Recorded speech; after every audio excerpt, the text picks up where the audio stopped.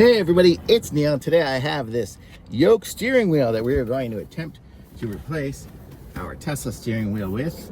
I'm going to go into my settings here and change my steering wheel and do the in and out. Where's the in and out? Out goes that way, in goes this way. I'm going to push it in just so you guys will be able to see everything. And I think we're in a good position.